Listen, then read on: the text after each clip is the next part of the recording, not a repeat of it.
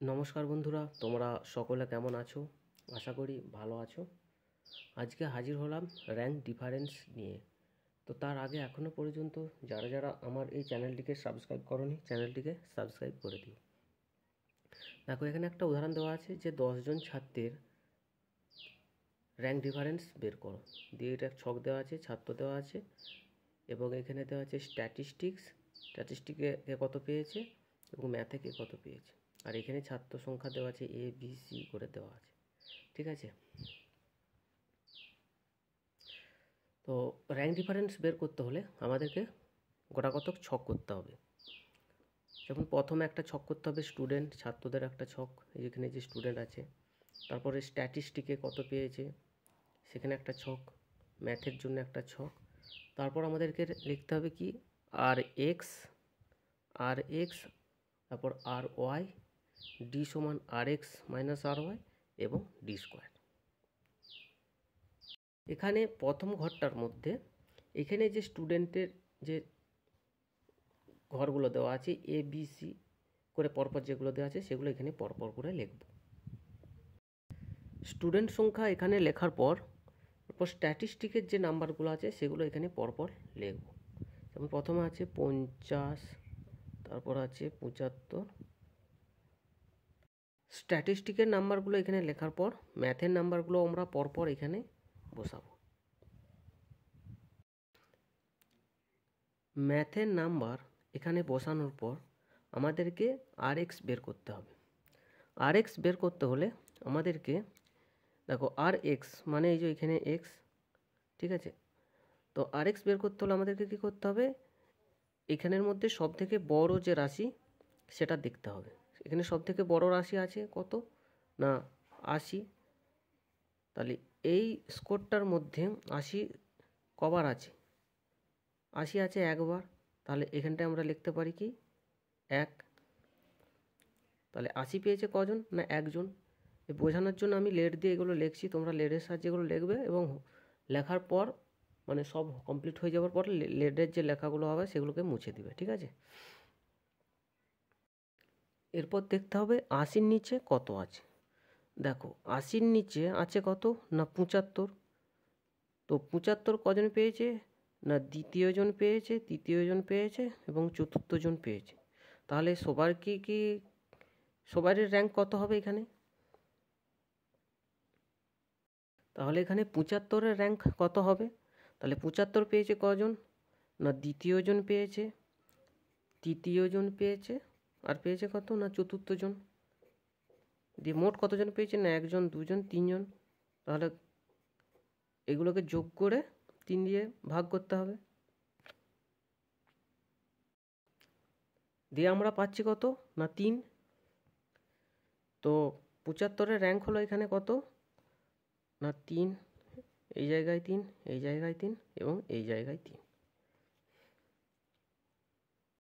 এরপর আমাদেরকে দেখতে হবে যে 75-এর নিচে কত আছে না 75-এর নিচে আছে কত না 65। তো 65 কতজন পেয়েছে না 50 জন পেয়েছে। 65 আর কেউ পেয়েছে, কেউ পায়নি। তাহলে 65 পেয়েছে কি 50 জন। তাহলে এখানে 65 র্যাঙ্ক হবে কত না 5। এরপর আমাদেরকে দেখতে হবে 65-র নিচে কত আছে। 65-র নিচে আছে কত 60। 60 কতজন পেয়েছে, 60 পেয়েছে একজন। তো 60 পেয়েছে কি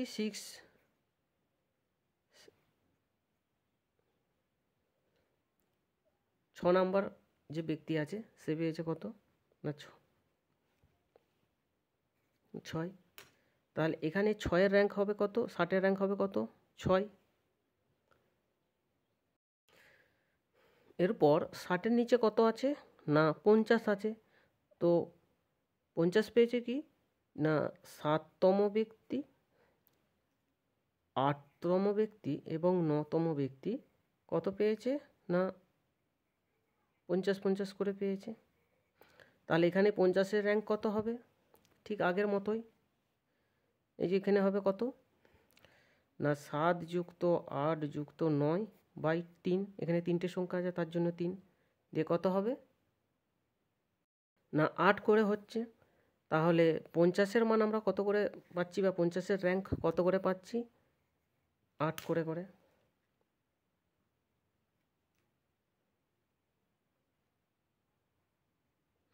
এরপর আমাদেরকে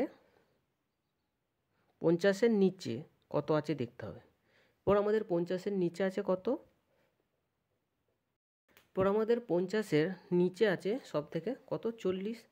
40টা আছে কততম ঘরে? না 9, সব থেকে পেয়েছি কত? 9। তো 9-এর পর আছে কত? 10ম স্থানীয় ঘরে। 40-এর পর আর এখানে কোনো সংখ্যা নেই, তাহলে এখানে 40-এর র্যাঙ্ক কত পেয়ে গেলাম? না 10। দেখো এখানে আমাদের প্রশ্নের মধ্যেও 10 জনের কথা বলা হয়েছে। এই যে 1 2 3 4 5 6 7 8 9 10, তাহলে এখানে 10 আমি পেয়ে গেছি। তাহলে আমাদের মধ্যে আরএক্সের মানটা আমাদের ঠিক আছে। তোমরা কি করবে, এই যে এগুলো লেডের সাহায্যে লিখেছিলাম, এগুলোকে মুছে দিবে। পরীক্ষার হলে এগুলো লেখার দরকার নেই, এগুলো আমি বোঝানোর জন্য করেছি, ঠিক আছে?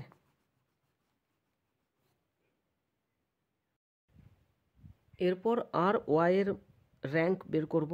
আর ওয়াই মানে এই যে ম্যাথটাকে ওয়াই ধরেছি, তাহলে এর র্যাঙ্ক বের করব। তাহলে এর র্যাঙ্ক বের করতে হলে কী করতে হবে? আমাদেরকে সবথেকে বড় সংখ্যা যেটা আছে সেটাকে ধরতে হবে। তাহলে এখানে বড় আছে কত? 70। 70 আছে কবার? এটার মধ্যে একবারই আছে, তাহলে এখানটায় 70-এর র্যাঙ্ক কত হবে? না 1 হবে। এরপর দেখতে হবে 70-এর নিচে কত আছে। না 70-এর নিচে আছে কত? না 65। 70টা 1 নম্বর স্থানে ছিল, 65টা কি আছে? দ্বিতীয় এবং তৃতীয় জন ব্যক্তির মধ্যে আছে কত? 65। তাহলে 65 র্যাঙ্ক এখানে কি হবে? তো 65 র্যাঙ্ক হবে কত? না 65 পেয়েছে কত? না 2 নম্বর এবং 3 নম্বর, তাহলে 2 যুক্ত 3, তাহলে এখানে সংখ্যা আছে 1টা 2টো বাই 2 দিয়ে যত হবে কত? 5/2 সমান কত হবে? 2.5। তাহলে এখানে 65-র মান পাচ্ছি কত?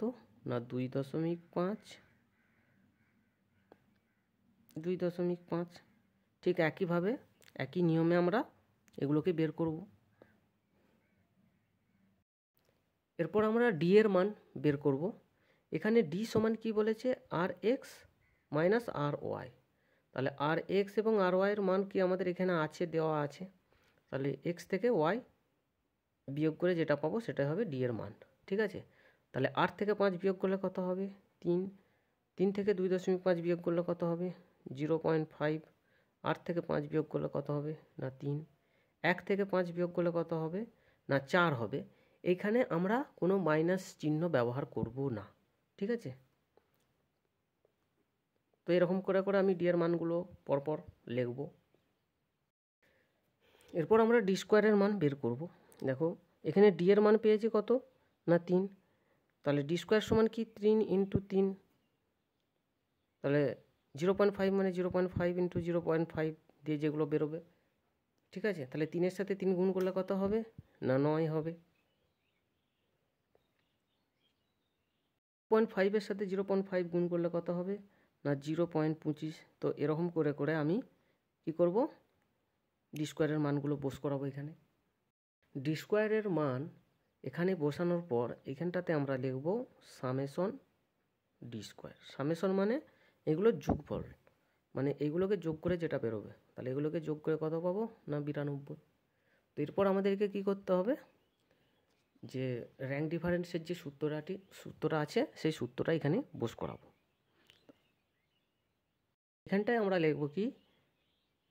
পি সমান 1 minus 6 summation D square by N into N square minus 1। দেখো তাহলে এখানটায় আমরা কি লিখব? যে 1 মাইনাস 6, এই যে এখানটায় লিখব কি 6 সামেশন ডি স্কোয়ারের মান কত? না 92, তাহলে 6 গুণিত 92 বাই এন। দেখো এন মানে কি? এখানে মোট কতগুলো ছাত্র সংখ্যা আছে? কটা আছে? না 1 2 3 4 5 6 7 8 9 10, 10টা। তাহলে এখানটায় লিখব কি? এন সমান 10। তাহলে 10 ইন্টু 10 স্কোয়ার মাইনাস 1। এরপর ক্যালকুলেটরের সাহায্যে আমরা এগুলোকে গণনা করে যেটা বেরোবে সেটাকে লিখব।